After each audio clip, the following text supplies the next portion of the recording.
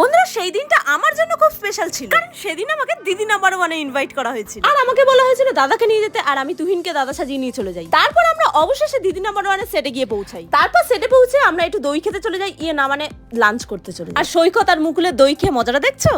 খাওয়া দাওয়ার পর আমাদের একটু রেডি হতে পাঠিয়ে দেয়, আর আমরা বাঙালি বস, আমাদের কোথাও গেলে আড্ডাটা মেন। তারপর আড্ডাটা মেরে রেডি হয়ে আমাকে কেমন লাগছে বলো, কিন্তু এট লাস্ট গিয়ে পৌঁছাই দিদি নাম্বার 1-এর মঞ্চে। তারপর একে একে খেলা শুরু হয়। তারপর দিদি আমাদের দুঃখভরি কাহিনীও শোনে, আর আমাদের হাততালি দিতে দিতে হাতের 12টা 5 বেজে যায়। আর আমি হেরে গিয়েও সবাইকে বলি, আরে আসল দিদি নাম্বার 1 তো আমিই রে, কারণ আমি 2টো রাউন্ড জিতেছিলাম, 2টো। আর আমি তখন ওদেরকে একটাই কথা জিজ্ঞেস করছিলাম, এই দাদা হয়ে দিদিদের মঞ্চে কি করছিস? আর আমি তখন মাকে একটাই কথা বলছিলাম, তোমার মেয়ে জেতেনি তো কি হয়েছে, যুদ্ধ করে হেরে এসেছে, যুদ্ধ করে। আর এই দেখো বন্ধুরা, আমাদের দিদি নাম্বার 1 হরিনাম সংকীর্তন বলে ফার্স্ট হয়ে গেছে। না এগুলো আমার গিফট, আর সৈকত আমার একটা গিফট ওর গার্লফ্রেন্ডের জন্য নিয়ে নিয়েছে। যাই হোক বন্ধুরা, আজকের ভিডিও এই অবধি। এরকমই ছোট ছোট মিনি ব্লগ দেখতে গেলে ফলো করতে ভুলো না। টাটা।